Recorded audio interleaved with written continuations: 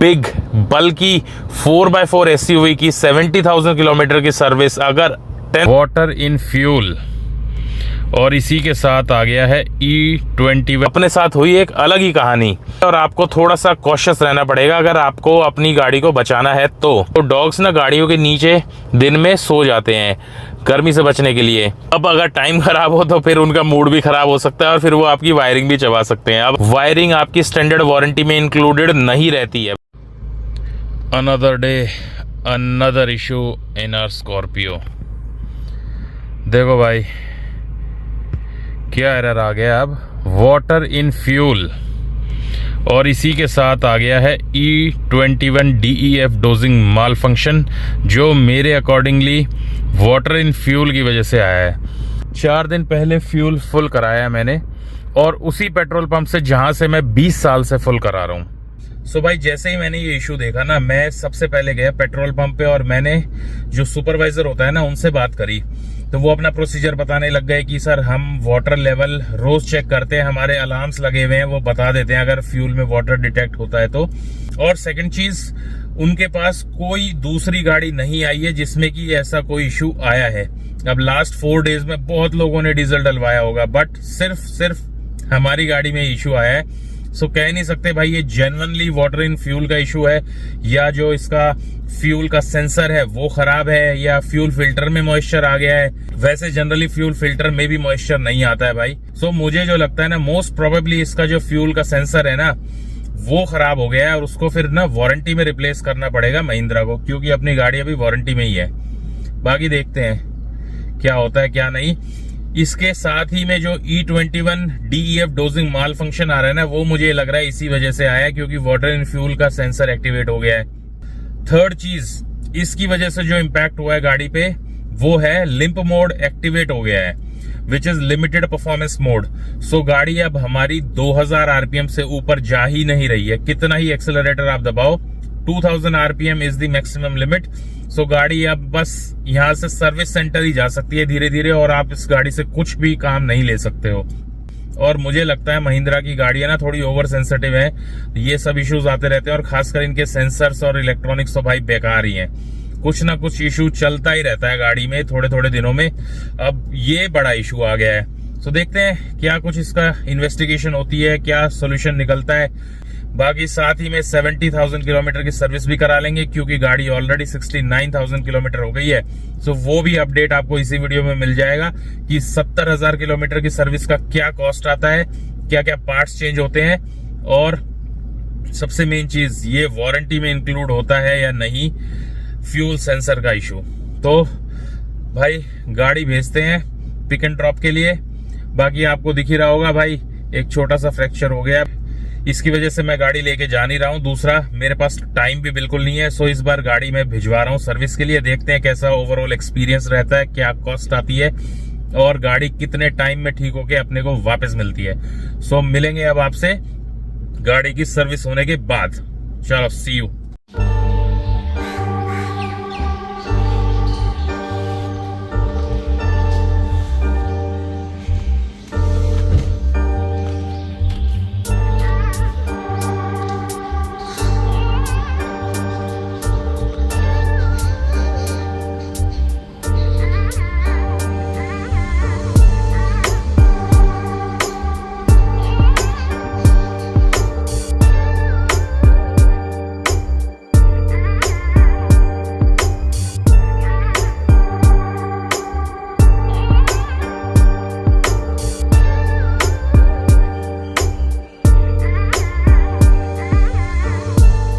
Service होके गाड़ी जब आती है ना, वॉशिंग क्लीनिंग होके एकदम ब्रांड न्यू वाली फीलिंग आती है। ब्रांड न्यू, बहुत बढ़िया वॉशिंग क्लीनिंग हो गई है। गाड़ी को करते हैं ऑन।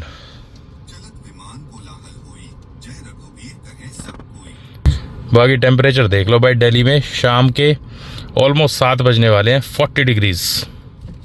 और अब कोई वार्निंग नहीं है, सारी वार्निंग्स हमारी जा चुकी हैं। बाकी DEF लेवल देख लेते हैं। मैंने टॉपअप नहीं कराया है, 60% है मेरे पास, ऑलरेडी 10 लीटर्स रखा हुआ है घर पे। सो भाई मैंने गाड़ी भेजी थी ट्यूसडे को और आज है फ्राइडे। सो ऑलमोस्ट 4 डेज़ लगे हैं इस बार गाड़ी वापस आने में, और उसका एक प्राइमरी रीज़न है जिसके बारे में अभी बात करेंगे थोड़ी सी देर में। पहले बात करते हैं कि हमारी सर्विस कॉस्ट क्या आई 70,000 किलोमीटर्स की। 70,000 किलोमीटर्स पे आपका engine oil, oil filter, AC filter और कूलेंट, सिर्फ ये 4 चीज़ें ही चेंज होती हैं। इसके अलावा आप व्हील अलाइनमेंट बैलेंसिंग करा सकते हो। मैंने अभी टायर्स चेंज कराए थे 1-1.5 महीना पहले, तो मैंने तब कराया था। प्लस आप DEF टॉपअप करा सकते हो। मेरे पास ऑलरेडी 10 लीटर्स घर पे रखा था, तो मैंने वो टॉपअप नहीं कराया है। इसके अलावा ब्रेक्स आपके चेक होंगे। मेरे 60,000 किलोमीटर्स पे फ्रंट ब्रेक पैड्स चेंज हुए थे और रियर ब्रेक पैड्स भी चेंज हुए थे, तो ब्रेक्स का मेरा कोई काम नहीं हुआ है। सो ये 4 चीज़ें हुई हैं। इसके साथ ही जो कॉस्ट मैंने पे की है 70,000 किलोमीटर सर्विस की, वो है 9,900 रुपीज़। यहाँ स्क्रीन पे मैं ऐड कर दूंगा पूरा ब्रेकअप। और इस 10,000 रुपये की कॉस्ट में अप्रॉक्सीमेटली 3,000 रुपये तो लेबर चार्जेस हैं। सो भाई मेरे अकॉर्डिंग इतनी बड़ी बिग बल्कि 4x4 SUV की 70,000 किलोमीटर की सर्विस अगर 10,000 के अंडर हो जाती है तो बहुत ही बढ़िया है, बहुत ही बढ़िया। बाकी भाई अब बात करते हैं कि 4 दिन क्यों लगे गाड़ी को। सो जैसा मैंने आपको दिखाया था कि मेरी गाड़ी में वाटर इन फ्यूल का एरर आ गया था, जिसकी वजह से E21 एरर भी आया, जो कि था DEF माल फंक्शन, और उसकी वजह से गाड़ी चली गई हमारी लिंप मोड में। 2000 RPM से ऊपर गाड़ी नहीं जा रही थी। सो इसके जनरली 2 प्राइमरी रीजंस होते हैं।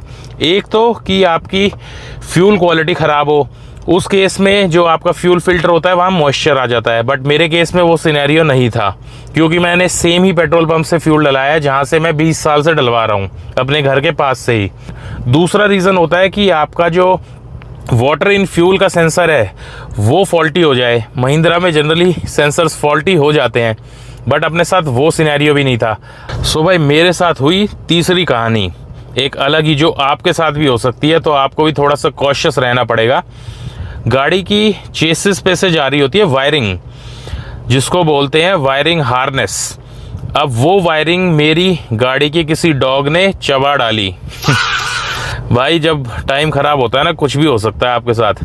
सो वो वायरिंग भाई मेरी गाड़ी में किसी डॉग ने, डेफिनेटली किसी डॉग ने वो वायरिंग च्यू कर दी, और उस वायरिंग की वजह से ही ये एरर आ गया था वाटर इन फ्यूल का, और उसने फिर E21 एरर कोड दे दिया, और फिर उसकी वजह से लिंप मोड चली गई। तो ये सीरीज ऑफ एक्शंस हो गए एक के बाद एक वायरिंग की वजह से।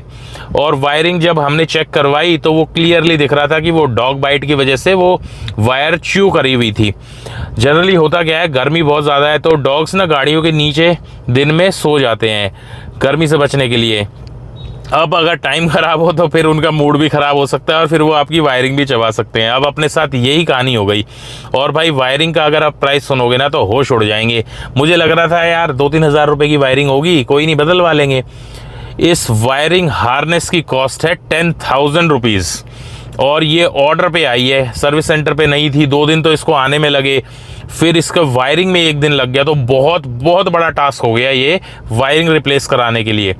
और वायरिंग आपकी स्टैंडर्ड वारंटी में इंक्लूडेड नहीं रहती है भाई, ये ध्यान रखना है आपको। इवन एक्सटेंडेड वारंटी में भी वायरिंग के ये केसेस इंक्लूडेड नहीं रहते, जहाँ पे वायरिंग को किसी भी जानवर ने, डॉग ने, किसी भी रीज़न की वजह से वो वायरिंग कट गई है।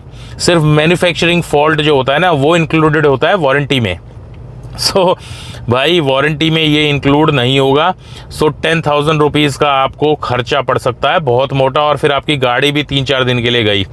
सो इसका आपको ध्यान रखना है कि आपकी गाड़ी के नीचे अगर डॉग्स बैठ रहे हैं तो गाड़ी के आसपास, टायर्स के आसपास, चेसी पे आप रोडेंट स्प्रे मार दो हर 10-15 दिन में, ताकि कोई भी डॉग गाड़ी के नीचे ना बैठे।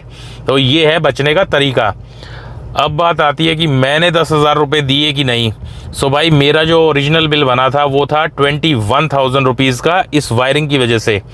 बट अगर आपके सर्विस सेंटर में रिलेशंस अच्छे हैं, भाईचारा है, कॉन्टैक्ट्स हैं, तो वो आउट ऑफ द वे जाके भी आपको हेल्प कर सकते हैं और कुछ चीज़ों में आपको वारंटी वो दिला सकते हैं। सो मेरे केस में ये पार्ट अभी वारंटी में इंक्लूड हो गया, तो मुझे अपनी पॉकेट से 10,000 रुपये नहीं देने पड़े। बट ये सिर्फ एक बार के लिए है। अगर नेक्स्ट टाइम सेम इशू होता है तो सर्विस मैनेजर जो थे उन्होंने मुझे बोल दिया था कि सर नेक्स्ट टाइम हम इसको इंक्लूड नहीं करा पाएंगे, बहुत डिफिकल्ट हो जाएगा, तब आपको आउट ऑफ द पॉकेट पे करना पड़ेगा।